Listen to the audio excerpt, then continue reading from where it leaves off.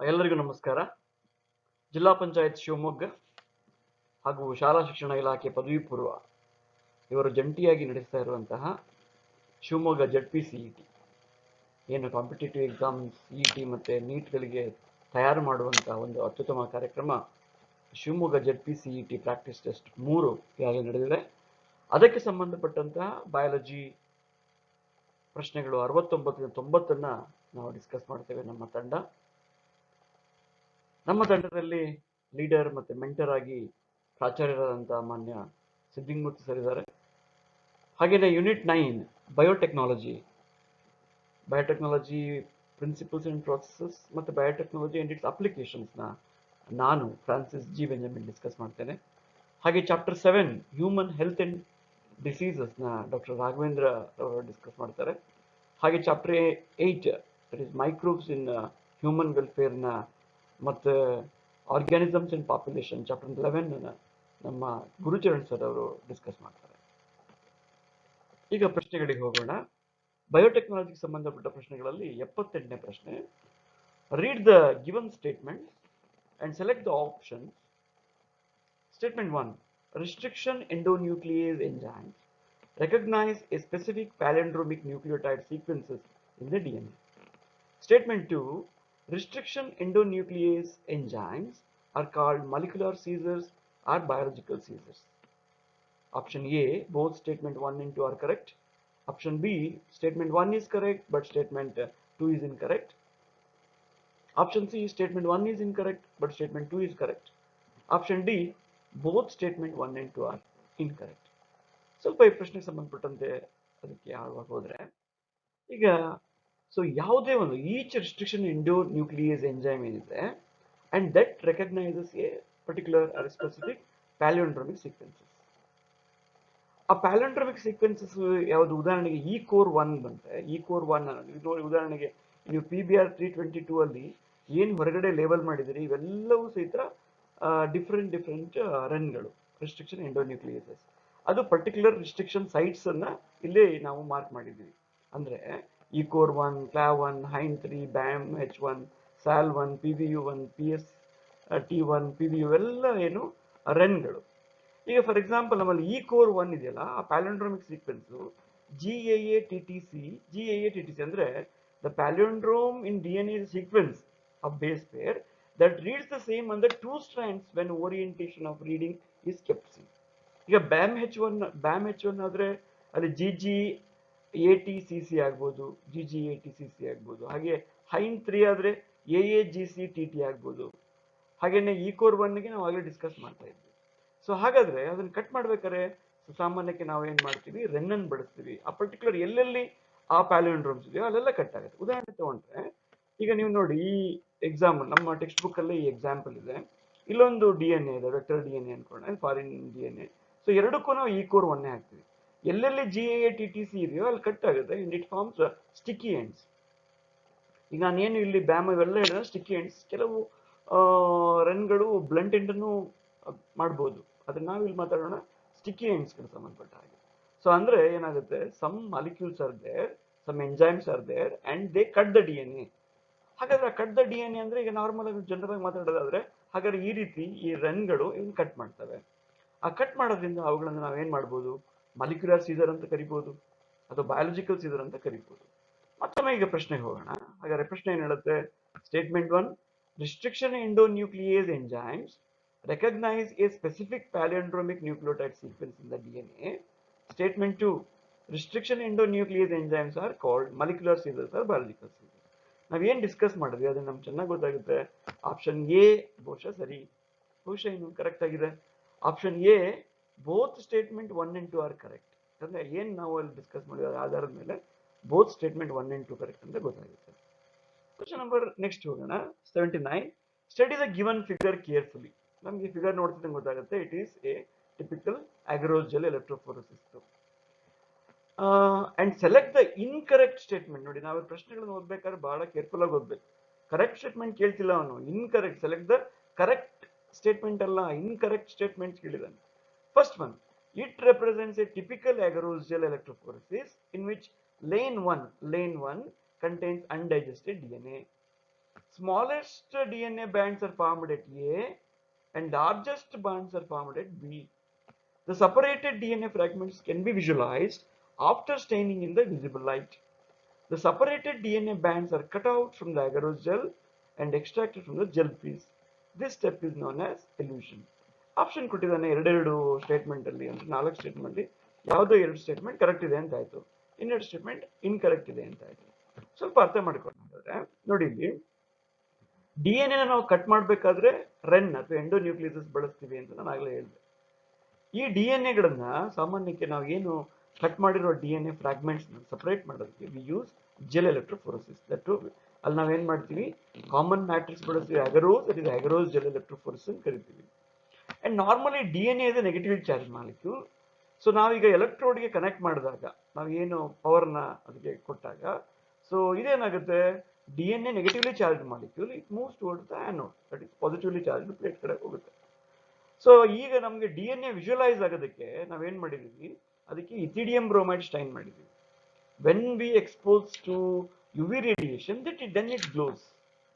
ನಾವು ಇದನ್ನು ಓದಿದ್ವಿ, ಹಾಗಾದ್ರೆ ಹೇಗಿರುತ್ತೆ ಅಂತ ಒಂದು ಸ್ವಲ್ಪ ನಿಮ್ಗೆ ಅರ್ಥ ಮಾಡಿಸೋದಾದ್ರೆ ನೋಡಿ, ಇಲ್ಲಿ ಈಗ ಉದಾಹರಣೆಗೆ ಇದು ನೋಡಿ, ಇದೇ ಅಗರೋಸ್ ಜೆಲ್ ನಾವಿಲ್ಲಿ ಹಾಕಿರುವಂತ ನಾರ್ಮಲ್ ಟೂಲ್ ಇದು. ಆ ಕಡೆ ಸೈಡ್ ಏನಿದೆ, ಈ ಕಡೆ ಸೈಡ್ 2 ಎಲೆಕ್ಟ್ರೋಡ್ ಪ್ಲೇಟ್ಸ್ಗಳಿವೆ, ಯಾವುದು ಆನೋಡ್ ಮತ್ತೆ ಕ್ಯಾಥೋಡ್ ಇದೆ. ಸೊ ಈಗ ನೀವೇನ್ ಮಾಡ್ಬೋದು, ಇಲ್ಲಿ ಸಣ್ಣ ಸಣ್ಣಕ್ಕೆ ನಿಮ್ಗೆ ಏನ್ ಕಾಣ್ತಿದೆಯಲ್ಲ ಇದು ವೆಲ್, ಆಕ್ಚುಲಿ ಇದು ಫುಲ್ ಎಗರೋಸ್ ಜೆಲ್. ಈಗ ಏನಾಗುತ್ತೆ, ನಾವೇನ್ ಮಾಡೋಣ, ಸಣ್ಣ ಪಿಪೆಟ್ಗಳನ್ನ ಬಳಸಿ ನೋಡಿ, ಇಲ್ಲಿ ಸಣ್ಣ ಪಿಪೆಟ್ಗಳನ್ನ ಬಳಸಿ ಇದರೊಳಗಡೆ DNA ಈ ವೆಲ್ಲಲ್ಲಿ ಫಿಲ್ ಮಾಡೋಣ. Okay, fill ಮಾಡಿದ್ವಾ?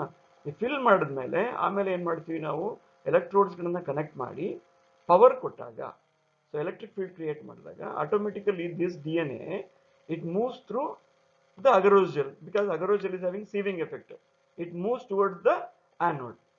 ಸೊ ಅವಾಗ ಅದನ್ನ ಮೂವ್ ಆಯ್ತು, ಆಮೇಲೆ ನಾವು ಅದನ್ನ UV ಗೆ ಎಕ್ಸ್ಪೋಸ್ ಮಾಡಿದ್ರೆ so it looks like this. Same ಇದೇ ಪ್ಲೇಟಿಗೆ ಎಕ್ಸ್ಪೋಸ್ ಮಾಡಿದಾಗ ವಿ ಗೆಟ್ ದಿಸ್.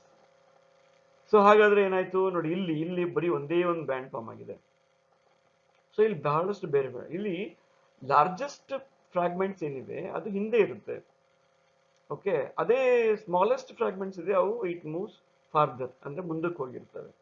ಸೊ ಮಧ್ಯದಲ್ಲಿ ಮೀಡಿಯಂ ಸೈಜ್ ಇರುತ್ತೆ. ಈಗ ನಮ್ಗೆ ಯಾವ್ದು ಬೇಕು, ಯಾವ ಸೈಜಿನ DNA ಅಂತ ನಮ್ಗೆ ಗೊತ್ತಿದ್ರೆ and we cut from the agarose gel and then we separate, ಆ ಪ್ರಾಸೆಸ್ಗೆ ನಾವು ಎಲ್ಯೂಷನ್ ಅಂತ ಕರಿತೀವಿ.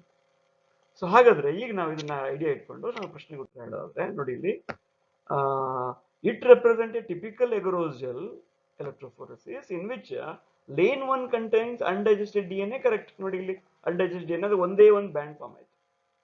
ಈಗ smallest DNA band formed at A, ಈಗ ಸ್ಮಾಲೆಸ್ಟ್ ಇಲ್ಲಿದೆ ಅಂತೆ, ಲಾರ್ಜೆಸ್ಟ್ ನೋ, ಇದು ತಪ್ಪಿದೆ. ಹಾಗಾದ್ರೆ largest bands formed at A and smallest DNA bands formed at B. Next, the DNA fragments can be visualized after staining in the visible light. So visible light ಅಲ್ಲ, ನಾವೇನ್ ಮಾಡೋದು, we should expose it to the UV radiations, ಅವಾಗ ಮಾತ್ರ ಅದು expose ಆಗುತ್ತೆ. ಹಾಗಾದ್ರೆ ಈ statement ತಪ್ಪು. The separated DNA bands are cut out from the agarose gel and extracted from the gel piece. This step is known as elution. ನಾನು ಆಗಲೇ ಹೇಳಿದ್ರೆ ಇದು ಕರೆಕ್ಟ್. ಹಾಗಾದ್ರೆ ಇದು ಯಾವುದು incorrect statement? Second and third. ಯಾಕಂದ್ರೆ ಇಲ್ಲಿ ರಿವರ್ಸ್ ಕೊಟ್ಟಿದ್ದಾನೆ, ಸ್ಮಾಲೆಸ್ಟ್ ಟು ಲಾರ್ಜೆಸ್ಟ್, ಇದು ರಿವರ್ಸ್ ಉಲ್ಟಾ ಆಗಿದೆ. ಅದಕ್ಕೆ largest DNA at A and smallest at B correct ಆಗುತ್ತೆ. And then it will be visualised in the UV light ಅಂದ್ರೆ ಕರೆಕ್ಟ್. ಹಾಗಾದ್ರೆ ಉತ್ತರ ಬಿ, ಇದು ಸೆಕೆಂಡ್ ಮತ್ತೆ ಥರ್ಡ್ ಆಗುತ್ತೆ. ಸೊ ಮುಂದಿನ ಪ್ರಶ್ನೆಗೆ ಹೋಗೋಣ. If a person obtains transformants by inserting a rDNA within the coding sequence of enzyme beta galactosidase, he will separate out recombinants from non-recombinants by which of the following observations? Non-recombinant colonies do not produce any color, whereas recombinant gives blue colored anta. ಎರಡನೇದು, recombinant colonies do not produce any color, whereas non-recombinants give blue colored colonies. Recombinants and non-recombinants both produce blue colored colonies. No colonies are formed due to insertional inactivation. So ಈಗ ನಾವು ಇದನ್ನ ಸ್ವಲ್ಪ ಅರ್ಥ ಮಾಡ್ಕೊಳ್ಳೋದಾದ್ರೆ, ಈಗ ನಮ್ಮಲ್ಲಿ ಎರಡು ರೀತಿಯಾದಂಥ ಸೆಲೆಕ್ಟಬಲ್ ಮಾರ್ಕರ್ ಇದೆ. ಒಂದು ಸೆಲೆಕ್ಟಬಲ್ ಮಾರ್ಕರ್ ನಿಮ್ಗಾಗಲೇ ಗೊತ್ತು, PBR 322 ಅಲ್ಲಿ ಆಂಟಿಬಯೋಟಿಕ್ ರೆಸಿಸ್ಟೆನ್ಸ್ ಅನ್ನ ಕೊಟ್ಟಿದ್ದಾನೆ, ಆಂಪಿಸಿಲಿನ್ ಮತ್ತೆ ಟೆಟ್ರಾಸೈಕ್ಲಿನ್. ಆ ಆಂಪಿಸಿಲಿನ್ ಮತ್ತೆ ಟೆಟ್ರಾಸೈಕ್ಲಿನ್ ಯಾವ್ದಾದ್ರು ಒಂದರಲ್ಲಿ ಹಾಕಿದ್ರೆ, ಉದಾಹರಣೆ BAMH1 ಅಲ್ಲಿ ಹಾಕಿದ್ರೆ, ಸೊ ಆ ಪರ್ಟಿಕ್ಯುಲರ್ ಆಂಟಿಬಯೋಟಿಕ್ ರೆಸಿಸ್ಟೆನ್ಸ್ ಏನಾಗುತ್ತೆ, ಇನ್ಆಕ್ಟಿವೇಟ್ ಆಗುತ್ತೆ. ಆ ಇನ್ಸರ್ಷನಲ್ ಇನ್ಆಕ್ಟಿವೇಶನ್ ಇಂದ ನಾವು ಐಡೆಂಟಿಫೈ ಮಾಡ್ತೀವಿ. ಓಕೆ, ಈಗ ಯೂನಿಲ್ ಕೊಟ್ಟಿರೋದು ಬೀಟಾ ಗ್ಯಾಲಕ್ಟೋಸೈಡ್ಸ್. ಹಾಗಾದ್ರೆ ಇದ್ರ ಬಗ್ಗೆ ಒಂಚೂರು, ಯಾಕಂದ್ರೆ ನಮ್ಮಲ್ಲಿ ಕೆಲವೇ ಲೈನ್ ಇದೆ, ಸ್ವಲ್ಪ ಅರ್ಥ ಮಾಡ್ಕೊಳ್ಳೋದಾದ್ರೆ ನೋಡಿ, ಇದು PuC18 ಅನ್ನುವಂಥ ಪ್ಲಾಸ್ಮಿಡ್. ಇಲ್ಲಿ ಲ್ಯಾಕ್ ಝೆಡ್ ಜೀನ್ ಇದೆ. ಸೊ ನೀವು ಲ್ಯಾಕ್ ಆಪರೇಟರ್ ಕಾನ್ಸೆಪ್ಟ್ ಅಲ್ಲಿ ಓದಿದ್ದೀರಾ, ಲ್ಯಾಕ್ ಝೆಡ್ ಜೀನ್ ಅದು ಏನ್ ಮಾಡುತ್ತೆ, ಬೀಟಾ ಗ್ಯಾಲಕ್ಟೋಸೈಡಸ್ ಉತ್ಪತ್ತಿ ಮಾಡುವಂಥದ್ದು. ಓಕೆ, ಸೊ ಈಗ ನಾವು ಏನಾದ್ರೂ ಬೀಟಾ ಗ್ಯಾಲಕ್ಟೋಸೈಡಸ್ ನ ಉತ್ಪತ್ತಿ ಮಾಡೋ ಜೀನ್ ಒಳಗಡೆ ನಾವು ಯಾವ್ದಾದ್ರು ಬೇರೆ ಫಾರಿನ್ ಜೀನ್ ಅನ್ನ ಇನ್ಸರ್ಟ್ ಮಾಡಿದ್ರೆ ಅವಾಗ ಬೀಟಾ ಗ್ಯಾಲಕ್ಟೋಸೈಡಸ್ ಉತ್ಪತ್ತಿ ಆಗುವಂತ ಒಂದು ಕ್ರಿಯೆನೇ ಇನ್ಆಕ್ಟಿವೇಟ್ ಆಗುತ್ತೆ. ಹಾಗಾದ್ರೆ ಬೀಟಾ ಗ್ಯಾಲಕ್ಟೋಸೈಡಸ್ ಉತ್ಪತ್ತಿ ಆಗಲ್ಲ. ಸೊ ಇದನ್ನ ಅರ್ಥ ಮಾಡ್ಕೊಳ್ಳೋದಕ್ಕೆ ಏನ್ ಮಾಡಿದೀವಿ ಅಂದ್ರೆ, ಈಗ ನೋಡಿ, for example foreign DNA is introduced in this lac Z gene. Okay, ಇಲ್ಲಿ ನಾವು ಹಾಕಿದ್ವಿ, ಇಲ್ಲಿ ಹಾಕಿದ್ವಿ. ಅದ್ರ ಜೊತೆಗೆ ಏನ್ ಮಾಡ್ತೀವಿ, ಅಲ್ಲಿ ಎಕ್ಸ್ಗಾಲ್ ಸಬ್ಸ್ಟೆನ್ಸಸ್ ಹಾಕ್ತೀವಿ. ಓಕೆ, ಈಗೇನಾಯ್ತು, ಈಗ ಇಲ್ಲಿ ಏನು ಇನ್ಸರ್ಟ್ ಅಂದ್ರೆ ನಾವೇನು ನಾನ್ ರಿಕಾಂಬಿನೆಂಟ್ ಅಂತ ಹೇಳ್ತೀವಿ. Non recombinant produces beta galactosidase and this 5-bromo 4-chloro indigo. So ಅವಾಗ ಏನಾಗುತ್ತೆ, ಬೀಟಾ ಗ್ಯಾಲಕ್ಟೋಸೈಡಸ್ ಅಂದ್ರೆ ಗ್ಯಾಲಕ್ಟೋಸ್ ಉತ್ಪತ್ತಿ ಆಗುತ್ತೆ. ಓಕೆ, ಗ್ಯಾಲಕ್ಟೋಸೈಡಸ್ ಉತ್ಪತ್ತಿ ಆದ್ಮೇಲೆ ಗ್ಯಾಲಕ್ಟೋಸ್ ಆಗುತ್ತೆ. ಅದ್ರ ಜೊತೆಗೆ that X gal the convert into 5-bromo 4-chloro indigo that gives blue colour. ಅದೇ ಏನಾದ್ರೂ ನಾವು ಇಲ್ಲಿ ಇನ್ಸರ್ಷನಲ್ ಇನ್ಆಕ್ಟಿವೇಶನ್ ಮಾಡಿದ್ರೆ ಅವಾಗ this lac Z gene will not produce beta galactosidase enzyme and then there is no production of galactose. ಅವಾಗ that X gal substance will not give blue colour. So ಅವಾಗ ಏನಾಗುತ್ತೆ ನೋಡಿ, ಈ ತರ ಆಗುತ್ತೆ. ಈಗ ನಾವು ಏನು ಕಲ್ಚರ್ ಪ್ಲೇಟ್ಸ್ ಅಲ್ಲಿ, ಇನ್ ಪ್ರೆಜುಡಿಷ್ ಅಲ್ಲಿ ಕಲ್ಚರ್ ಪ್ಲೇಟ್ ಅಲ್ಲಿ ನೋಡಿದ್ದೀವಿ. So there you will see the blue coloured colonies. So blue coloured colonies ಏನಿದೆ ಅಲ್ಲಿ ಏನಾಗಿದೆ, ಗ್ಯಾಲಕ್ಟೋಸೈಡಸ್ ಉತ್ಪತ್ತಿ ಆಗಿದೆ. ಗ್ಯಾಲಕ್ಟೋಸ್ ಪ್ಲಸ್ ಆ ಎಕ್ಸ್ಗಾಲ್ ಸಬ್ಸ್ಟೆನ್ಸ್ ಇಂದ ಏನು ಕಲರ್ ಚೇಂಜ್ ಆಯ್ತು, that gives blue coloured colonies. ಅದೇ ಏನು ಕಲರ್ ಚೇಂಜ್ ಆಗಿಲ್ಲ ಅಲ್ಲೆಲ್ಲ ನೋಡಿ, ಅಲ್ಲಿ ಕಲರ್ಲೆಸ್ ಇದೆ ಅಥವಾ ಲೈಟ್ ವೈಟ್ ಕಲರ್ ಇದೆ. ಆ ಕಲರ್ಲೆಸ್ ಕಾಲೋನೀಸ್ ಎಲ್ಲ recombinant. So therefore we can differentiate non recombinant with the recombinant. ಅದಕ್ಕೆ ನಾವು ಇದನ್ನ ಸೆಲೆಕ್ಟಬಲ್ ಮಾರ್ಕರ್ ಅಂತೀವಿ. ಟೆಕ್ಸ್ಟ್ ಬುಕ್ ಅಲ್ಲಿ ಆಂಟಿಬಯೋಟಿಕ್ ರೆಸಿಸ್ಟೆನ್ಸ್ ನ ಸೆಲೆಕ್ಟಬಲ್ ಮಾರ್ಕರ್ ಅಂತ ಕೊಟ್ಟಿದ್ದಾನೆ, ಆಲ್ಟರ್ನೇಟ್ ಸೆಲೆಕ್ಟಬಲ್ ಮಾರ್ಕರ್ ಅಂತ ಇದನ್ನು ಕೊಟ್ಟಿದ್ದಾನೆ. ಹಾಗಾದ್ರೆ ಈಗ ಕ್ವಶನ್ ಮತ್ತೊಮ್ಮೆ ನೋಡಿದ್ರೆ ನೋಡಿ, if a person obtains transformants by inserting a rDNA within the coding sequence of enzyme beta galactosidase, he will separate out recombinant from non-recombinant by which of the following? So non-recombinant do not produce any color, whereas recombinant give blue color. Is the reverse side. Recombinant colonies do not produce any color, whereas non-recombinant give blue color. Is the right option. Hagadre B is the right option here. So ಮುಂದಿನ ಪ್ರಶ್ನೆ ಹೋಗೋಣ. The steps involved in the process of recombinant DNA technology are given below randomly. Identify the correct sequence. ಇಲ್ಲಿ ಏನು ನಾವು 6 steps ಗಳನ್ನು ಓದ್ತೀವಿ, ಅದು ಸ್ವಲ್ಪ ಹಿಂದೆ ಮುಂದೆ ಮಾಡಿಕೊಟ್ಟಿದ್ದಾನೆ. ಸೊ ಇಲ್ಲಿ ಅದು ಹೇಗೆ ಅನ್ನೋದನ್ನ ಅರ್ಥ ಮಾಡ್ಕೊಳ್ಳೋಕ್ಕಿಂತ ಡೈರೆಕ್ಟ್ ಆಗಿ ವಿಷಯ ಏನು ಆರ್ಡರ್ ಇದೆ ಅದನ್ನ ಅರ್ಥ ಮಾಡ್ಕೊಳ್ಳೋಣ. ನೆನ್ಪಿಟ್ಕೊಳ್ಳೋಕೆ ಒಂದು ಫಾರ್ಮುಲಾ ಹೇಳ್ತೀನಿ, ಯಾಕಂದ್ರೆ ಅವು ಸಹಿತ ಬಹಳ ನೆನ್ಪಿಟ್ಕೊಳ್ಳೋದಕ್ಕೆ ಅದು ಬಹಳ ಮುಖ್ಯ ಆಗುತ್ತೆ. ಈಗ ನೋಡಿ, ಉದಾಹರಣೆಗೆ ಈಗ ಸೊ ಏನು RDNA ಟೆಕ್ನಾಲಜಿ ಮಾಡ್ತೀವಿ, ರಿಕಾಂಬಿನೆಂಟ್ DNA ಟೆಕ್ನಾಲಜಿ, ಅದು ಸ್ಟೆಪ್ಸ್ಗಳು ಹೀಗಿದೆ. Isolation of the genetic material, ಯಾಕಂದ್ರೆ ಐಸೋಲೇಟ್ ಮಾಡ್ತೀವಿ ಫಸ್ಟ್. ಯಾವುದೇ, it may be bacterial cell or may be fungal cell or may be plant cell or animal cell. ಅದರಿಂದ DNA ತೆಗಿಬೇಕು ಅಂದ್ರೆ ಅದರೊಳಗಡೆ ಪೆಕ್ಟಿನ್ ಇರುತ್ತೆ, ಸೆಲ್ಯುಲೇಸ್ ಇರುತ್ತೆ, ಅಥವಾ ಯಾವ್ದಾದ್ರು ಸೆಲ್ವಾಲ್ ಇರ್ಬೋದು, ಅಥವಾ ಬೇರೆ ಬೇರೆ RNA ಇರೋದು, ಎಲ್ಲವನ್ನೂ ಡೈಜೆಸ್ಟ್ ಮಾಡೋದಕ್ಕೆ we use different enzyme. So ಅಲ್ಲಿಂದ ಏನಾಗುತ್ತೆ, DNA ಐಸೋಲೇಟ್ ಆಗುತ್ತೆ. ಆಮೇಲೆ ಅದನ್ನ ಹೆಂಗ್ ಕಟ್ ಮಾಡ್ತೀವಿ ಅಂತ ಈಗ ನಾವಾಗಲೇ ಹಿಂದಿನ ಕ್ವಶನ್ ಅಲ್ಲಿ ನೋಡ್ತೀವಿ. ಆಮೇಲೆ ಆಂಪ್ಲಿಫಿಕೇಶನ್ ಹೆಂಗ್ ಮಾಡ್ತೀವಿ ಅಂತ ಮುಂದಿನ ಪ್ರಶ್ನೆಗಳಲ್ಲಿ ಮತ್ತೆ ಹೇಳ್ತೀವಿ. ಹಾಗೇನೆ ಇನ್ಸರ್ಷನಲ್ RDNA ನಾವು ಏನ್ ಮಾಡ್ಬೇಕು, ಅದನ್ನ ರಿಕಾಂಬಿನೆಂಟ್ DNA ಹೋಸ್ಟೆಲ್ ಹಾಕ್ಬೇಕು. ಆಮೇಲೆ obtaining foreign gene product by using bioreactors and all.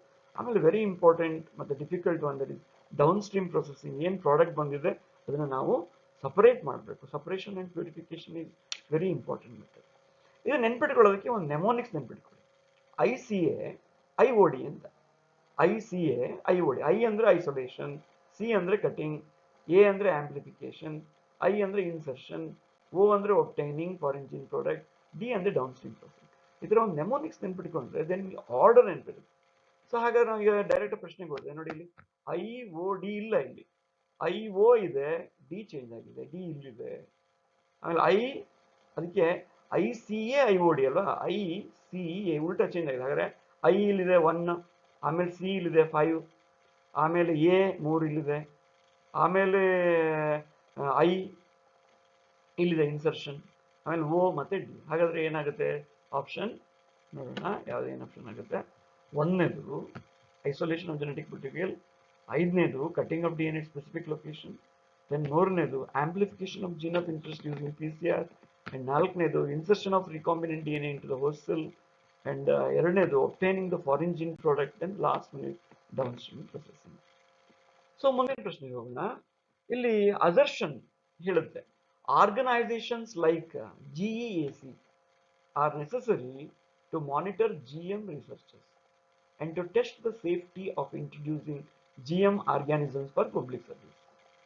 Reason: GM researches can have unpredictable results which even can be disastrous when genetically modified are introduced into the ecosystem. ಯಾವಾಗಲೂ GM research ಅಥವಾ GMO genetically modified organisms ಅಂತ ಏನಂತೀವಿ, ಅಥವಾ transgenic organisms ಅಂತೀವಿ. May be transgenic animals ಆಗಿರ್ಬೋದು, plants ಆಗಿರ್ಬೋದು, genetically modified plants and animals ಅಂತೀವಲ್ಲ, ಅವು ಪ್ರಕೃತಿಗೆ ಬಿಟ್ಟಾಗ ಯಾವ ರೀತಿಯಾದಂಥ ಬದಲಾವಣೆಗಳನ್ನಾದ್ರೂ ಆಗ್ಬೋದು. ಅದಕ್ಕೋಸ್ಕರ ಒಂದು ಕಮಿಟಿ ಇದೆ, ಏನಂತ ನೋಡಿ, ಅದಕ್ಕೆ ಒಂದು ಕಮಿಟಿ ಇದೆ, ಅದನ್ನ ನಾವು ಜೆನೆಟಿಕ್ ಎಂಜಿನಿಯರಿಂಗ್ ಅಪ್ರೂವಲ್ ಕಮಿಟಿ ಅಂತೇಳಿ. So genetic engineering approval committee ಯಾಕೆ ಬೇಕು ಅಂದ್ರೆ, genetic modification of organism can have unpredictable results when genetically modified are introduced into the ecosystem. ಅದು ಏನಾದ್ರು ಅಲರ್ಜಿಕ್ ಆದಾಗ್ಬೋದು, ಅಥವಾ ಆಂಟಿಬಯೋಟಿಕ್ ರೆಸಿಸ್ಟೆನ್ಸ್ ಬಂದ್ಬಿಡ್ಬೋದು ಅದಕ್ಕೆ. ಸೊ ಅಥವಾ ಇನ್ನೇನೋ ಪ್ರಾಬ್ಲಮ್ಗಳನ್ನ ಸೃಷ್ಟಿಸ್ಬೋದು, ಆದರೆ ನಮಗೆ ಅದು ಇಂಟ್ರೊಡ್ಯೂಸ್ ಮಾಡಿದ್ಮೇಲೆ ಗೊತ್ತಾಗುತ್ತೆ. ಆ ಕಾರಣಕ್ಕೆ ಒಂದು ನಮ್ಮ ಇಂಡಿಯನ್ ಗೌರ್ಮೆಂಟ್ ಒಂದು ಕಮಿಟಿ ಫಾರ್ಮ್ ಮಾಡಿದೆ, GEAC ಅಂತ. So which will make decisions regarding the validity of GM research and safety of introducing GM organisms in the public service.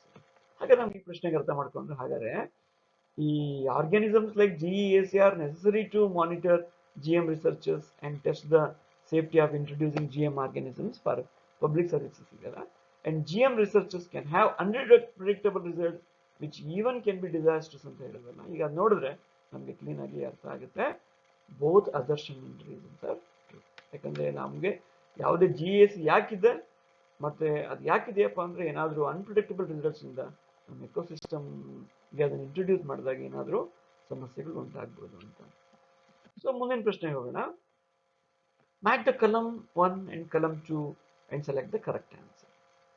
ಕಲಮ್ 1 ನಲ್ಲಿದೆ biopiracy, biopatent, gene therapy, RNAi, ಇದು RNA interference, correction of a gene defect, gene silencing, use of bioresources without proper authorization, right granted for biological entities.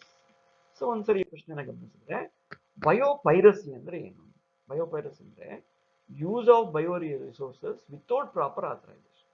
ಸರಿಯಾದಂಥ proper authorisation ತಗೊಳ್ಳದೇನೆ ನಮ್ಮ ಪ್ರಕೃತಿಯಲ್ಲಿರುವಂಥ bio ರಿಸೋರ್ಸ್ನ ಬಳಸ್ಕೊಂಡ್ರೆ ಅದು biopiracy ಆಗುತ್ತೆ.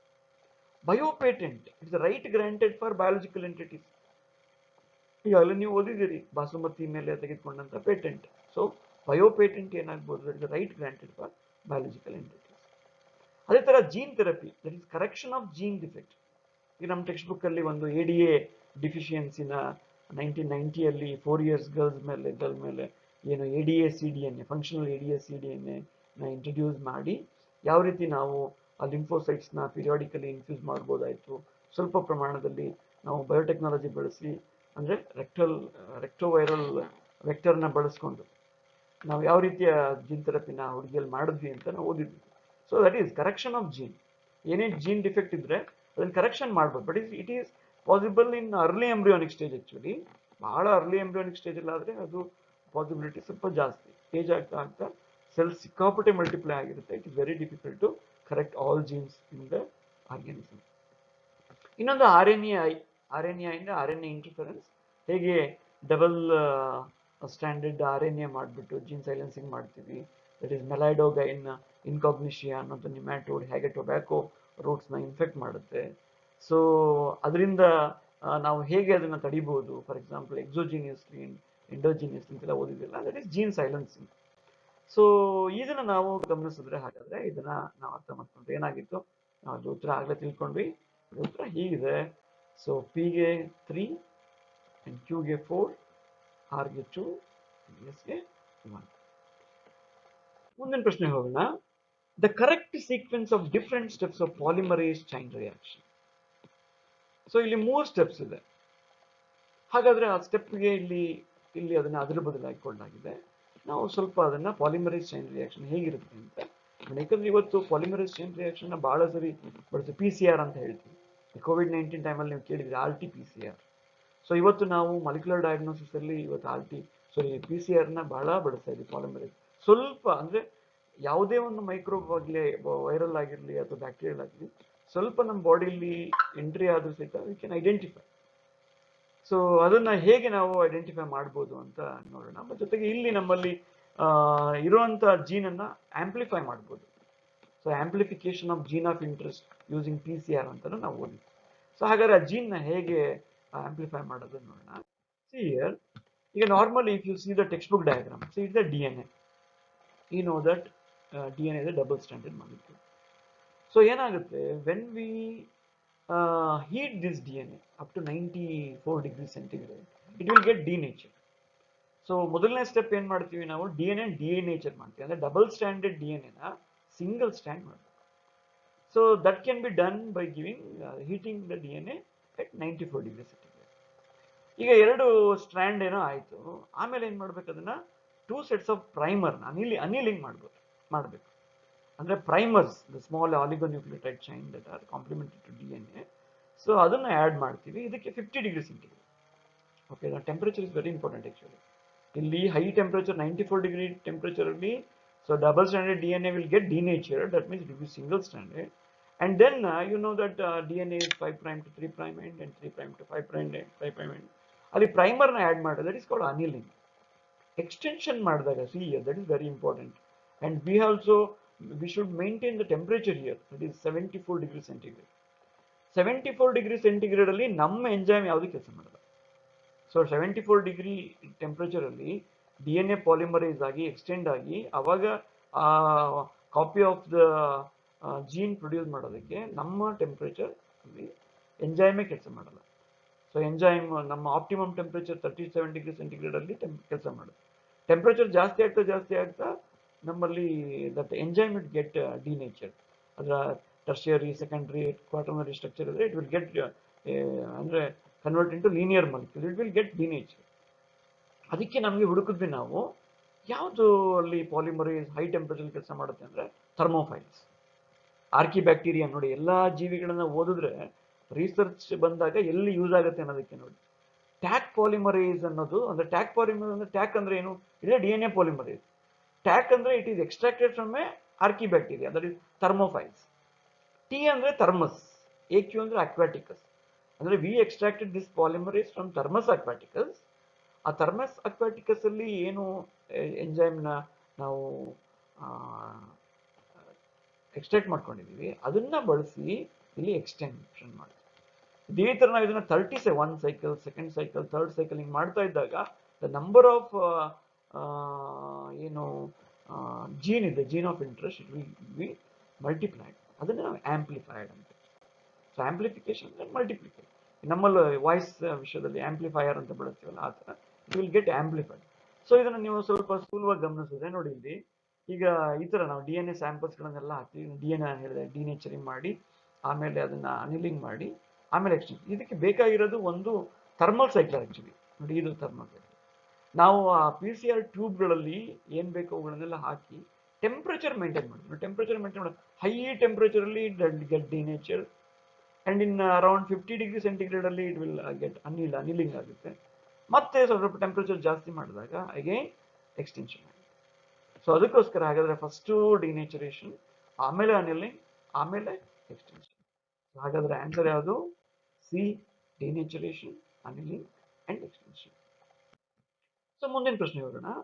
Meristem culture is especially important to obtain drought resistant plants, virus free plants, biofortified plants, androgenic plants. So ಈಗ ಇದನ್ನ ಅರ್ಥ ಮಾಡ್ಕೊಳ್ಳೋದಕ್ಕೆ ಒಂದು ಸ್ವಲ್ಪ ಒಳಕ್ಕೆ ಹೋದ್ರೆ ನೋಡಿ, ಇಲ್ಲಿ the recovery of healthy plants from disease plants by meristem culture. Although the plant infected with the virus, the meristem, it may be apical meristem or maybe axillary, it is free of virus. So you know that in the meristematic cells, sorry, that is in meristematic, there is apical meristemy, ಅದೇ ಇರ್ಬೋದು, ಅಲ್ಲಿ fastly dividing cells ಇರುತ್ತೆ. So mitosis ನಡೀತಾ ಇರುತ್ತೆ. ಅಂತ ಸೆಲ್ಗಳನ್ನು ತೆಗೆದು, for example ನೋಡಿ, if U see here shoot tip ಅಂತ ತಗೊಂಡ್ರೆ, ನೀವು ಸ್ಟೆಮ್ ಟಿಪ್ ಶೂಟ್ ಟಿಪ್ ತಗೊಂಡ್ರೆ ಅದನ್ನ ನಾವೇನ್ ಮಾಡ್ತೀವಿ, ಈ ತರ ಸಪರೇಟ್ ಮಾಡ್ತೀವಿ. ಶೂಟ್ ಟಿಪ್ ತಗೊಂಡು ಆಮೇಲೆ ಅದು ಅಪೈಕಲ್ ಟಿಪ್ ಮಾತ್ರ ತಗೊಂಡು ಅದನ್ನ ನಾವೇನ್ ಮಾಡ್ತೀವಿ, ಸೊ ಹೈಯರ್ ಕ್ಲಾಸಲ್ಲಿ ನೀವು ಇದನ್ನು ಡೀಟೇಲ್ ಆಗಿ ಓದ್ತೀರಾ.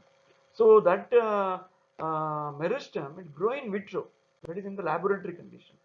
ಸೊ ಆವಾಗ ಈ ಭಾಗದಲ್ಲಿ ವೈರಸ್ ಇನ್ಫೆಕ್ಷನ್ ಇಲ್ಲದೆ ಇರೋದ್ರಿಂದ, so by using this we can produce virus free plant.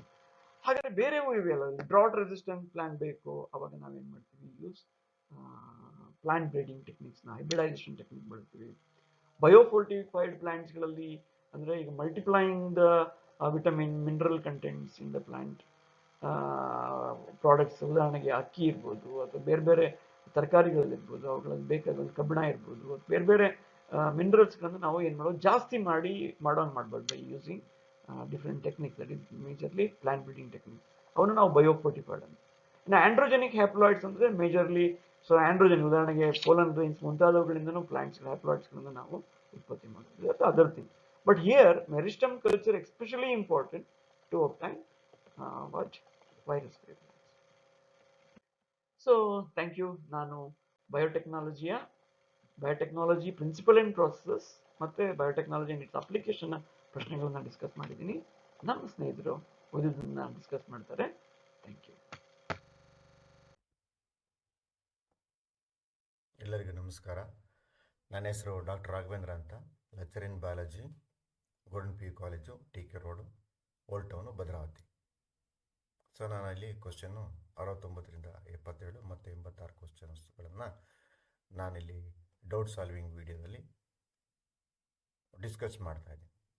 So ಈ ವಿಡಿಯೋ ನೋಡೋಕ್ಕಿಂತ ಮುಂಚೆ ನೀವು NCERT ಸೆಕೆಂಡ್ PUC ಟೆಕ್ಸ್ಟ್ ಬುಕ್ನ ಓಪನ್ ಮಾಡಿಟ್ಕೊಂಡ್ರೆ ನಿಮಗೆ ಅನುಕೂಲ ಆಗುತ್ತೆ. ಇಲ್ಲದರಲ್ಲಿದ್ದರೆ ನಿಮಗೆ ಇದು ವೇಸ್ಟ್, ಇದು ವಿಡಿಯೋ ನೋಡೋದೇ ವೇಸ್ಟ್ ಆಗುತ್ತೆ. ದಯವಿಟ್ಟು ಟೆಕ್ಸ್ಟ್ ಬುಕ್ಸ್ಗಳನ್ನ ಓಪನ್ ಮಾಡಿಟ್ಕೊಂಡು ಅದರಲ್ಲಿ ಮಾರ್ಕ್ ಮಾಡ್ಕೊತ ಹೋಗಿ ಏನೇನಿದೆ ಅಂತ, ಅವಾಗ ನಿಮ್ಗೊಂದು ಐಡಿಯಾ ಸಿಗುತ್ತೆ. ಸೊ ಇಲ್ಲಿ ಕ್ವಶನ್ ನಂಬರು 69 ಏನು ಹೇಳುತ್ತೆ, fish Gambusia is helpful to control the spread of following disease. ಅದರಲ್ಲಿ ಯಾವುದೇದಿದೆ, ಇಷ್ಟು ಪಿ ಡೆಂಗ್ಯೂ ಅಂತ ಕೊಟ್ಟಿದ್ದಾರೆ, ಕ್ಯೂ ಕಾಲ್ರಾ ಅಂತ ಕೊಟ್ಟಿದ್ದಾರೆ, ಆರ್ ಚಿಕನ್ ಗುನ್ಯಾ ಅಂತ ಕೊಟ್ಟಿದ್ದಾರೆ, ಎಸ್ ಮಲೇರಿಯಾ ಅಂತ ಕೊಟ್ಟಿದ್ದಾರೆ. ಇದರಲ್ಲಿ ಯಾವುದೇದು ನಮಗೆ ಸೊಳ್ಳೆಯಿಂದ ಬರುತ್ತೆ ಅಂತ ಇದೊಂದು ಕಾಮನ್ ಸೆನ್ಸ್ ಕ್ವಶನ್ ಇದು, ಮತ್ತು ಜೊತೆಗೆ ಓದಿದ್ರೂ ಕ್ಲೀನಾಗಿ ಗೊತ್ತಾಗುತ್ತೆ ನಮಗೆ. ಸೊ ಇಲ್ಲಿ ಸೊಳ್ಳೆಯಿಂದ ಬರೋದು ನಮಗೆ ಚಿಕನ್ ಗುನ್ಯಾದಿಂದ ಬರುತ್ತೆ. ಚಿಕನ್ ಗುನ್ಯಾ, ಡೆಂಗ್ಯೂ, ಪಿ ಸರಿ, ಆರ್ ಸರಿ, ಎಸ್ಸು ಸರಿ, ಮಲೇರಿಯಾನು ಅಲ್ಲರಿಂದನೇ ಬರೋದು, ಸೊಳ್ಳೆಯಿಂದನೇ ಬರುವಂಥದ್ದು. ಕೊಲೆರಾ ನೊಣದಿಂದ ಬರುವಂಥದ್ದು. ಸೊ ಹಾಗಾಗಿ ಅದಲ್ಲ. PRS ಯಾವುದಿದೆ, ಸೊ ನಮ್ಮ ಆಪ್ಷನಲ್ಲಿ PRS, ಓನ್ಲಿ PRS ಅಂದರೆ ಇದು ಆಪ್ಷನ್ ಈಸ್ ಸಿ. ಸೊ ಹಾಗಾಗಿ ನಮಗೆ ಸಿ ಇಸ್ ದ ಆನ್ಸರು. ಆಮೇಲೆ ಇದ್ರದ್ದು ಬಗ್ಗೆ ಮಾಹಿತಿ ಪೇಜ್ ನಂಬರ್ 134ರಲ್ಲಿ ಸಿಗುತ್ತೆ. ಇಲ್ಲಿ ನೋಡಿ ನಿಮ್ಗೆ ಕಾಣುತ್ತೆ ಗಂಬೂಸಿಯಾ ಫಿಶ್ ಅನ್ನೋದು. ಗಂಬೂಸಿಯಾ ಫಿಶ್ ಅನ್ನೋದು they feed on mosquito larvae, so they control the vector. So ಹಾಗಾಗಿ ಡೆಂಗ್ಯೂ, ಚಿಕನ್ ಗುನ್ಯಾ, ಮಲೇರಿಯಾನ ತಡಿಬೋದು ಆ ಫಿಶ್ಗಳನ್ನು ನಾವು ಸಾಕೋದ್ರಿಂದ. ಯಾಕಂದರೆ ಸೊಳ್ಳೆ ಬೆಳೆಯೋದು ನಿಂತ ನೀರಿನಲ್ಲೇ ಬೆಳೆಯುವಂಥದ್ದು. Next question number 70. Question number 70ರಲ್ಲಿ ಏನು ಹೇಳ್ತಾನೆ ಅಂತಂದರೆ, one of the following is not a character of cancer cell. ಇಷ್ಟು ಆಪ್ಷನ್ ABCD ಆಪ್ಷನಲ್ಲಿ ಇದರಲ್ಲಿ ಯಾವುದು ಕ್ಯಾನ್ಸರ್ ಸೆಲ್ಲಿಗೆ ಸಂಬಂಧಪಟ್ಟಿದ್ದು ಅಲ್ಲ ಅಂತ. ಸೊ ಇದ್ರ ಬಗ್ಗೆ ಮಾಹಿತಿ ಪೇಜ್ ನಂಬರ್ 141ರಲ್ಲಿದೆ. ಆಕ್ಟಿವ್ಲಿ ಡಿವೈಡಿಂಗ್ ಸೆಲ್ಸ್, ಹೌದಾ? Yes, actively dividing cells. They may exhibit metastasis, yes, no doubt. So ಒಂದು ಕಡೆ ಕ್ಯಾನ್ಸರ್ ಸೆಲ್ ಶುರುವಾಗಿ ಅಲ್ಲಿ ಬಿನೈನ್ ಟ್ಯೂಮರ್ ಆಗಿ, ಸೊ ಅಲ್ಲಿಂದ ಬೇರೆ ಕಡೆ ಅದು ಹರಡ್ಕೊಳ್ಳೋಕೆ ಇನ್ವ್ಯಾಸಿವ್ ಸ್ಟೇಟಿಗೆ ಹೋಗುತ್ತೆ, ಅದು ಮೆಟಾಸ್ಟಾಸಿಸ್ ಅಂತ ಹೇಳ್ತೀವಿ. ಅದು ಬೇರೆ ಕಡೆ ಹರಡ್ಕೊಳ್ಳಿಕ್ಕೆ ಶುರುವಾಗುತ್ತೆ. Yes, that is also true. They show contact inhibition. ಇದ್ಯಾಕೋ ಸ್ವಲ್ಪ ಡೌಟ್ ಇದೆ, ವೆಯ್ಟ್ ಮಾಡೋಣ. ಇನ್ನೊಂದು ಆಪ್ಷನ್ ನೋಡ್ಬೇಕಾಗುತ್ತೆ. ಎಲ್ಲ ಆಪ್ಷನ್ಸು ನೀವು ಆನ್ಸರ್ ಮಾಡೋಕ್ಕಿಂತ ಮುಂಚೆ ಎಲ್ಲ ಆಪ್ಷನ್ಸು ನೀವು ನೋಡಬೇಕಾಗುತ್ತೆ. ಎಲ್ಲ ಆಪ್ಷನ್ಸ್ ಬಗ್ಗೆ ನಿಮ್ಮ ಮಾಹಿತಿ ಗೊತ್ತಿದ್ರೆ ಮಾತ್ರ ನಿಮ್ಗೆ ನೀವು ಆನ್ಸರ್ ಮಾಡೋದು ಪಕ್ಕ ಆಗುತ್ತೆ. ಇಲ್ಲದಿದ್ದರೆ ನೀಟಲ್ಲಿ ನಿಮಗೆ ನೆಗೆಟಿವ್ ಮಾರ್ಕ್ಸ್ ಹೋಗುತ್ತೆ. ನೀವು ತಗೊಂಡಿರೋದ್ರಲ್ಲಿ ನೆಗೆಟಿವ್ ಮಾರ್ಕ್ಸ್ ಹೋಗುತ್ತೆ, ಮಾರ್ಕ್ಸ್ ಕಳ್ಕೊಳ್ಬೇಕಾಗತ್ತೆ. Escape from the immune system of the body. Yes, they escape from the immune system. So ನೀವು ಪೇಜ್ ನಂಬರ್ 141 ನೋಡಿದ್ರೆ ನಿಮ್ಗಲ್ಲಿ ಕಾಣುತ್ತೆ. ಏನು ಕಾಣುತ್ತೆ? Normal cells show a property of contact inhibition. So ಇದು ನಾರ್ಮಲ್ ಸೆಲ್ ಅಲ್ಲ, ಇದು ಕಾಂಟ್ಯಾಕ್ಟ್ ಸೆಲ್, ಇದು ಕ್ಯಾನ್ಸರ್ ಸೆಲ್ ಇದು. ಸೊ ಹಾಗಾಗಿ ಕಾಂಟ್ಯಾಕ್ಟ್ ಇನಿಬಿಷನ್ ಇರೋದಿಲ್ಲ, ಹಾಗಾಗಿ ಇದು ತಪ್ಪಿದೆ. ಸೊ ಇಲ್ಲಿ ಪ್ರಶ್ನೆ ಏನಿದೆ? It is not a character. ಯಾವ್ದು ಗುಣ ಅಲ್ಲ? C. C is not a character. So C is the right answer. Okay, next question number 71 ಅಲ್ಲಿ ಮ್ಯಾಚ್ ದಿ ಫಾಲೋಯಿಂಗ್ ಅಂತ ಇದೆ. ಇದೆರಡಕ್ಕೂ ಎ ಪಟ್ಟಿ ಬಿ ಪಟ್ಟಿ ಮ್ಯಾಚ್ ಮಾಡೋದು. ಯಾವುದು? Innate immunity, acquired immunity, passive immunity, active immunity. ಇದರಲ್ಲಿ ರಿಮ್ಯಾಟೆಡ್ ಆರ್ಥರೈಟಿಸ್ ಇದೆ, readymade antibodies ಇದೆ, ಕಮ್ಸ್ ಬೈ ಬರ್ತ್ ಇದೆ, antibodies produce by the host ಇದೆ, ಕಮ್ಸ್ ಆಫ್ಟರ್ ಬರ್ತ್ ಅಂತ ಇದೆ. ಇನ್ನೇಟ್ ಇಮ್ಯುನಿಟಿ ಅಂತಂತಂದರೆ ಫಸ್ಟ್ ಎಲ್ಲ ಆಪ್ಷನ್ಸ್ ಓದ್ಕೋಬೇಕೇನಿದೆ ಅಂತ. ಸೊ ಇನ್ನೇಟ್ ಇಮ್ಯುನಿಟಿ ಅಂತಂದರೆ ಹುಟ್ಟುವಾಗಲೇ ಬರೋದು, comes by birth. Okay, so ಅಲ್ಲಿ ನೀವು ಅಲ್ಲಿ ಖಾಲಿ ಇರುತ್ತಲ್ಲ ಜಾಗ, ಅಲ್ಲೇ ಬರ್ಕೊಂಡು ಆರ್.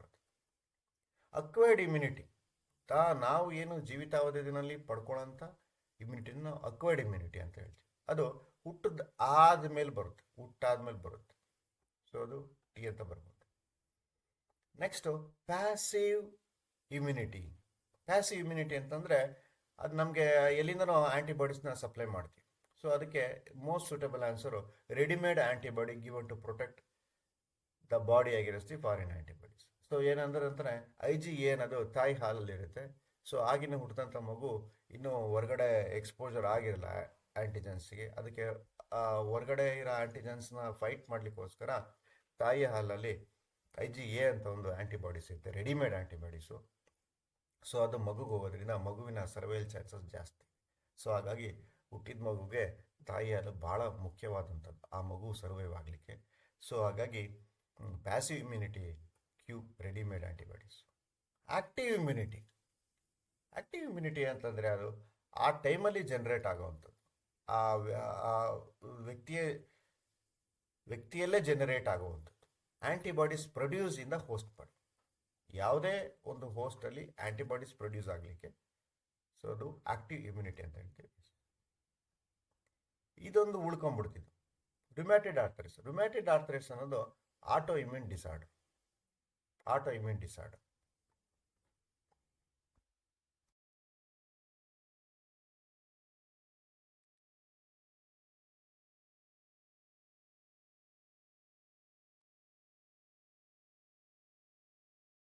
ಕಾಣುತ್ತೆ ನೋಡಿ, rheumatoid arthritis it's auto immune disease. So ಅದು ನಮಗೆ ಸಂಬಂಧಪಟ್ಟಿಲ್ಲ ಈ ಪ್ರಶ್ನೆಗೆ. ಜಾಯಿಂಟ್ ಎಲ್ಲ ಪೇನ್ ಬಂದುಬಿಡುತ್ತೆ, ಅದು ಬೆಂಡ್ ಮಾಡೋಕ್ಕಾಗಲ್ಲ. ನೆಕ್ಸ್ಟು 72ನೇ ಪ್ರಶ್ನೆ. Read the statements 1 and 2, choose the correct combination of answer. Statement 1 ಏನು ಹೇಳುತ್ತೆ? Organ transplantation patients are given immunosuppressive drugs. Correct ಇದೆ. Statement 2, transplanted tissue has antibodies which stimulate the specific immune response of the recipient. Antibodies ಅಲ್ಲ, antigens. ಅದು antigens ಅಂತಂದರೆ they trigger the antibodies. Antibodies produce ಆಗೋದು ಹೋಸ್ಟಲ್ಲಿ ಮಾತ್ರ. So ಹಾಗಾಗಿ ಇದು ಈ statement ತಪ್ಪು ಅನಿಸುತ್ತೆ. ಓಕೆ, ಯಾಕೆ ಅಂತಂದರೆ ನಮ್ಮ ದೇಹದಲ್ಲಿ ಎಲ್ಲ ಸೆಲ್ಗಳೂ ಒಂದೇ ಒಂದು ಸೆಲ್ಲಿಂದ ಬಂದಂಥದ್ದು, ಝೈಗೋಟಿಂದ ಬಂದಂಥದ್ದು. So all the cells that present in our body, they have the common immunological signature. So that helps our immune system to recognize they are all self cells, because even the immune cells are also developed in our own body. So self cells. So ಇದು these are the transplanted tissue. It is not produced from our own body. It is some other bodies. So we have taken the organ from some other body. So because of that, we have to supply the uh, immunosuppressants for the retention of organ.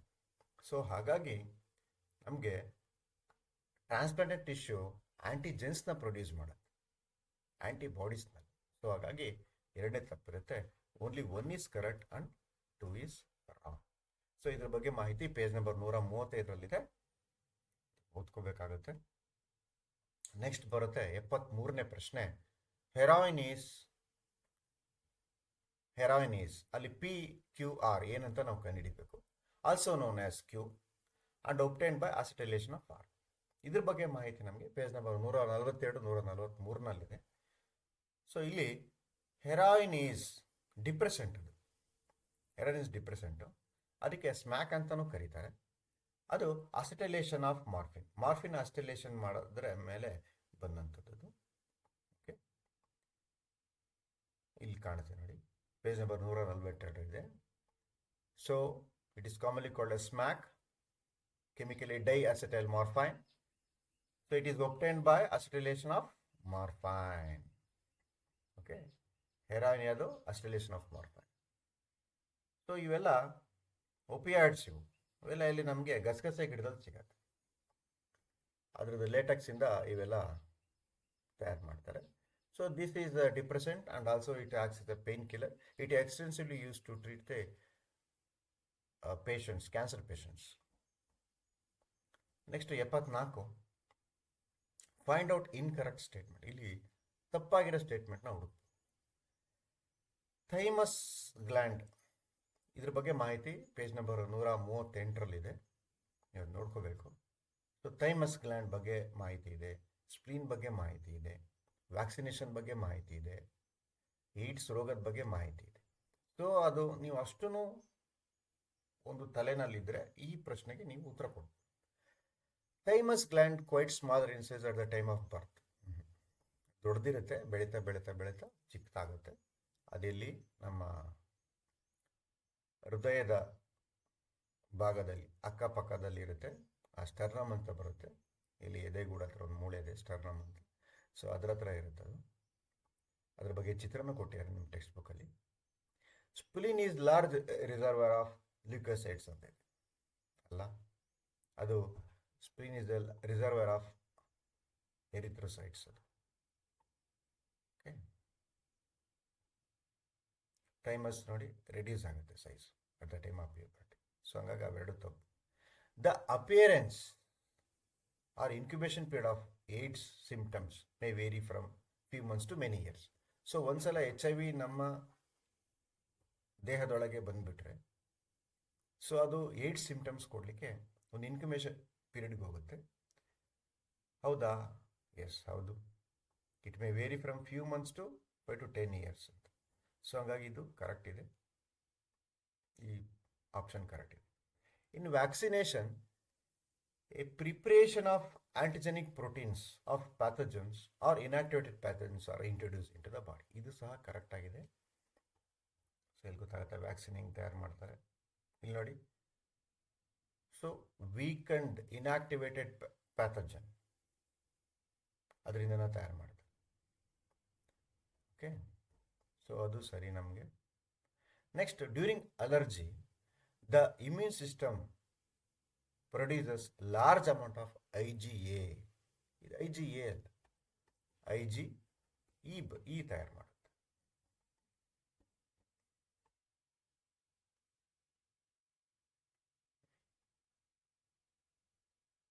IgE, allergy ಬರೋದು IgE ಇಂದ. So ಹಾಗಾಗಿ ನಮಗೆ ಇದು ತಪ್ಪಿದೆ.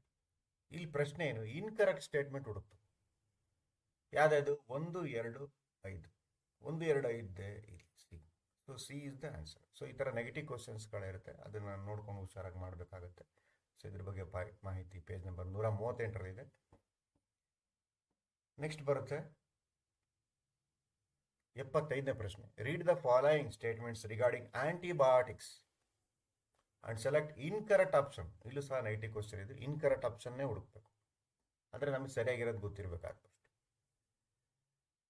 Antibiotics are chemical substances produced by some microbes and can kill or retard growth of harmful microorganisms. Correct ಇದೆ. Penicillin was first antibiotic discovered by Alexander Fleming. ಹೌದು ಸರಿ. While working on Salmonella, Bacterium Salmonella ಅಂತ ಇದೆ. Salmonella bacteria. ಅದು ಯಾವ್ದು bacteria? ಸ್ಟಾಫಿಲೋಕೋಕಸ್ bacteria. So ಹಂಗಾಗಿ ನಮಗೆ ಈ statement. Next, the full potential of penicillin as an effective antibiotic was established by Ernst Stein and Howard Florey. So this side. Penicillin was extensively used to treat American wounded soldiers in World War I ಅಂತಿದೆ. World War I ಅಲ್ಲ, World War II. ನೋಡಿ, World War II ನಲ್ಲಿ ಉಪಯೋಗಿಸ್ತಾರೆ. Okay, so Ernst stain ಮತ್ತು Florey ಅದರ ಮೇಲೆ full potential antibody ತಯಾರು ಮಾಡಿರ್ತಾರೆ. ಸೊ ಅದು ಸರಿ. ಸೊ ಅವರಿಗೆ ನೊಬೆಲ್ ಪ್ರೈಸ್ ಕೊಟ್ಟು ಸನ್ಮಾನ ಮಾಡ್ತಾರೆ.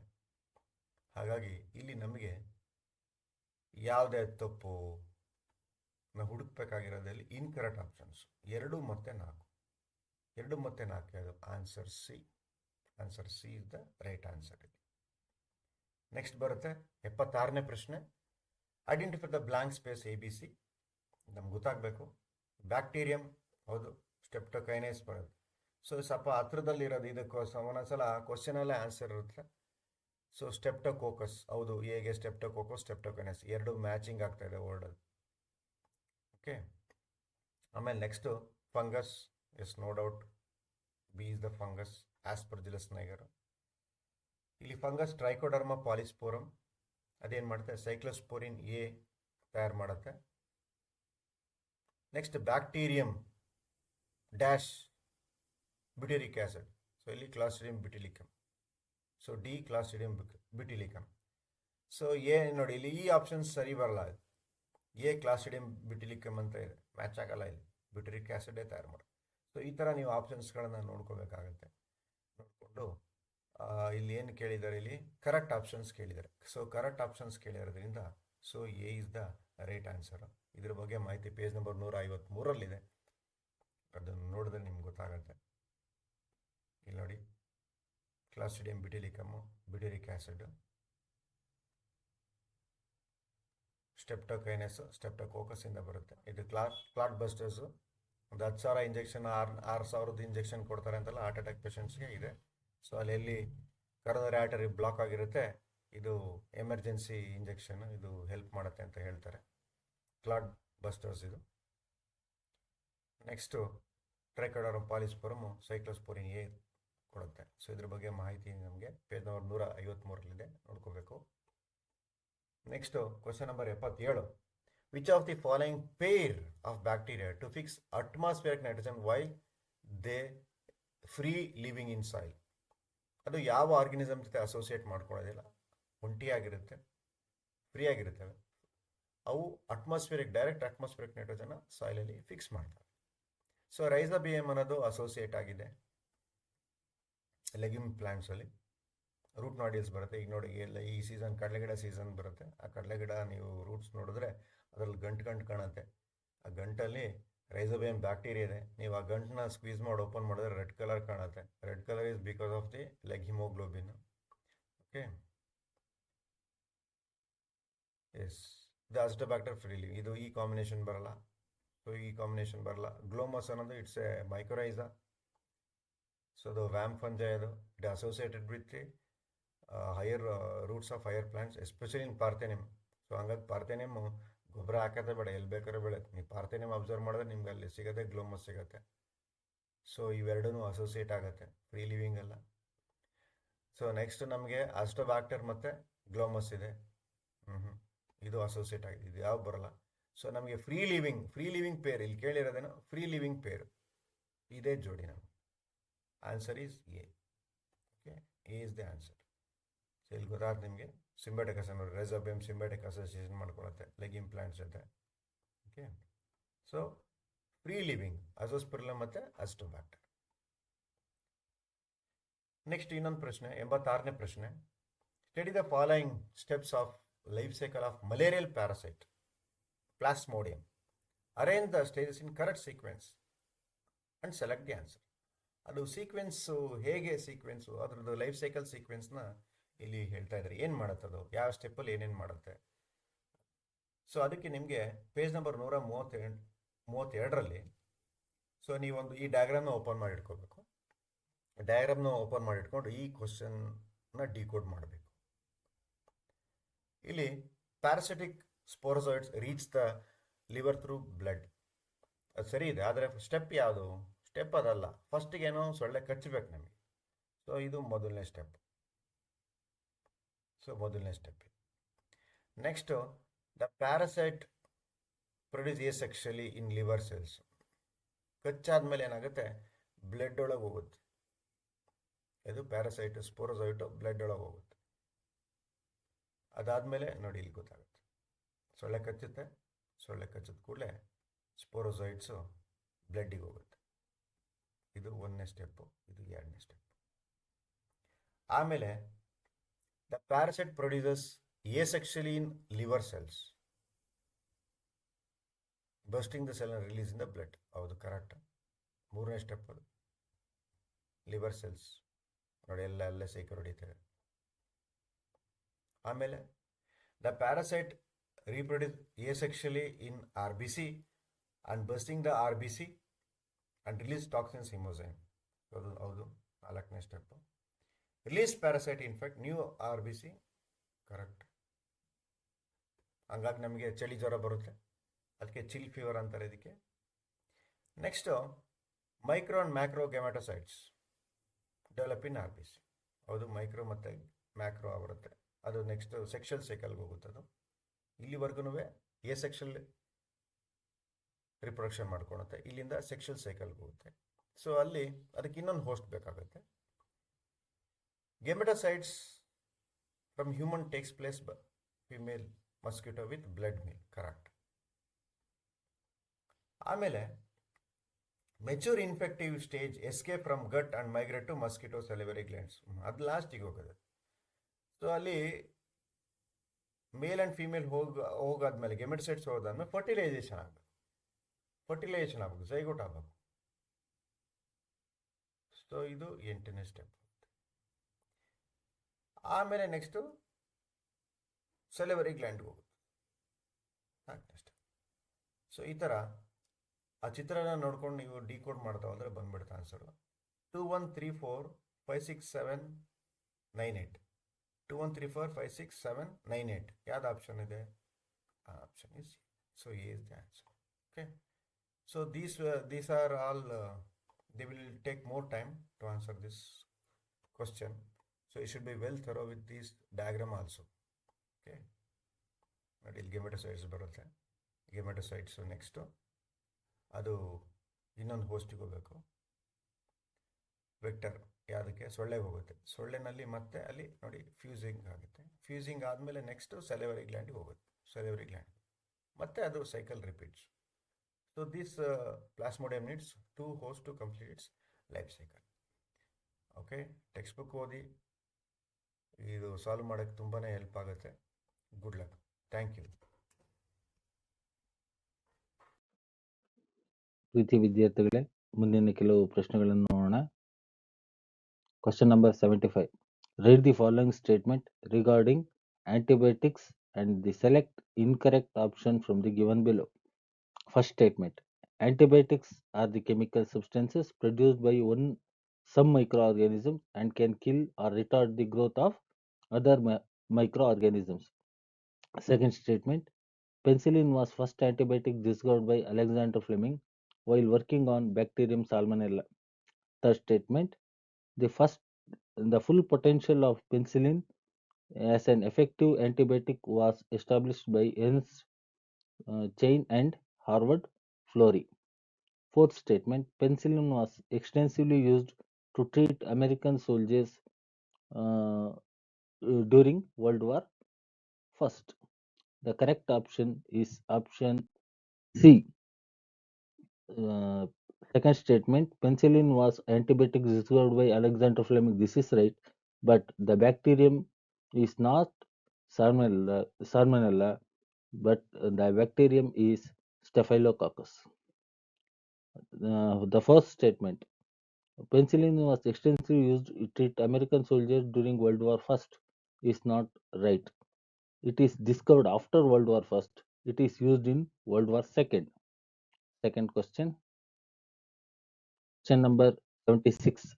Identify the blank spaces A, B, C, and D. The correct answer will be answer A. The A is Streptococcus, B fungus, C Cyclosporinae, and D Clostridium botulism. Question number 77. Which of the following pair of bacteria can fix atmospheric nitrogen while free living in soil? Azospirillum or Azotobacter, Rhizobium and Azotobacter, Glomus and Rhizobium, Azotobacter and Glomus. The correct answer will be Azotobacter, Azospirillum and Azotobacter. Azospirillum and Azotobacter are free-living nitrogen fixers, whereas Rhizobium is symbiotic association with leguminous plant.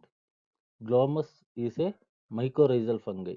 They cannot fix atmospheric nitrogen while living freely. Next question: which of the following equation directly represent the exponential population growth curve?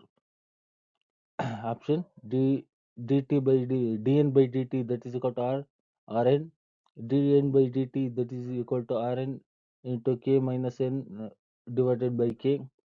C, nt that is equal to n0 e to the power of rt. Next option, both A and C.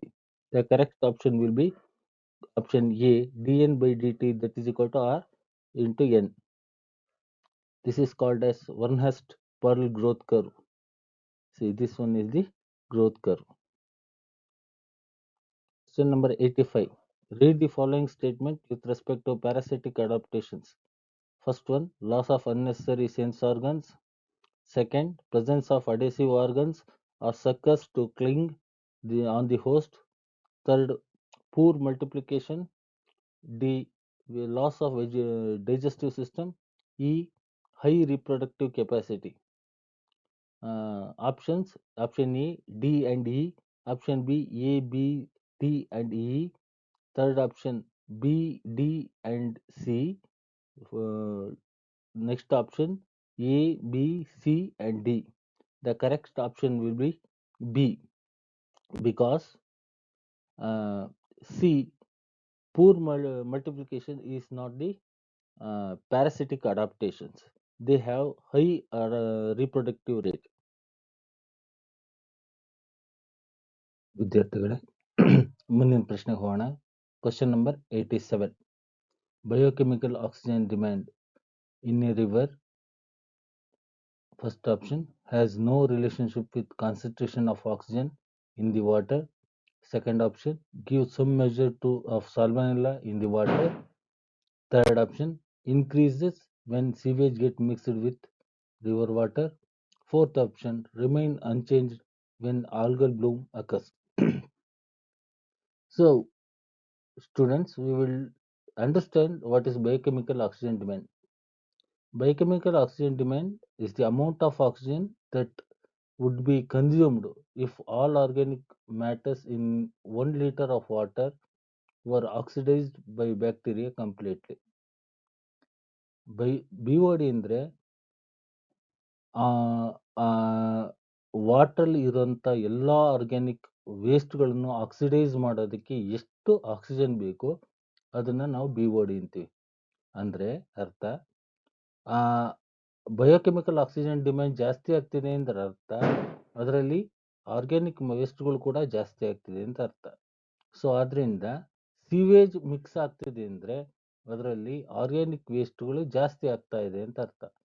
So ಆದ್ರಿಂದ sewage mix ಆದ್ರೆ BOD ಕೂಡ ಜಾಸ್ತಿ ಆಗುತ್ತೆ. Next, ಇದು interaction between living ಆರ್ಗ್ಯಾನಿಸಮ್ಗೆ ಸಂಬಂಧಪಟ್ಟಿದ್ದು. Question number 90.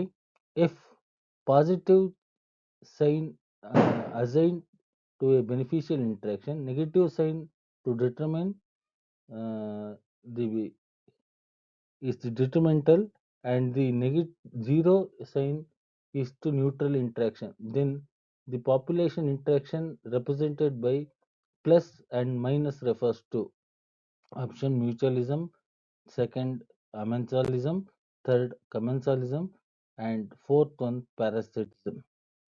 See, population interaction ಅಲ್ಲಿ main ಆಗಿ ಎರಡು ತರ ಬರುತ್ತೆ, negative interaction and positive interaction. Negative interaction ಅಲ್ಲಿ ಐದರ್ ಒನ್ ಆರ್ ಟೂ, ಒಂದೇ ಆರ್ಗ್ಯಾನಿಸಮ್ ಇರ್ಬೋದು ಅಥವಾ ಎರಡೂ ಆರ್ಗ್ಯಾನಿಸಮ್ಮು ಅದು ಹಾರ್ಮ್ ಆದರೆ ಅಥವಾ ಅದು ಅಫೆಕ್ಟ್ ಆದರೆ ಅದನ್ನು ನಾವು ನೆಗೆಟಿವ್ ಇಂಟ್ರಾಕ್ಷನ್ ಅಂತ ಕರಿತೀವಿ. ಪಾಸಿಟಿವ್ ಇಂಟ್ರಾಕ್ಷನ್ ಅಲ್ಲಿ ಎರಡು ಆರ್ಗ್ಯಾನಿಸಮ್ಮು ಅದು ಬೆನಿಫಿಟ್ ಆದರೆ ಅದನ್ನ ಪಾಸಿಟಿವ್ ಇಂಟ್ರಾಕ್ಷನ್ ಅಂತೀವಿ. ಒಂದು ಯಾವುದೇ ಇಂಟ್ರಾಕ್ಷನ್ ಅಲ್ಲಿ ಎರಡೂ ಆರ್ಗ್ಯಾನಿಸಮ್ಮು ಯಾವುದೇ ತರ ಅಫೆಕ್ಟ್ ಆಗಿಲ್ಲ ಅಂದ್ರೆ ಅದನ್ನ ನ್ಯೂಟ್ರಲ್ ಇಂಟ್ರಾಕ್ಷನ್ ಅಂತ ಕರಿತೀವಿ. So in the question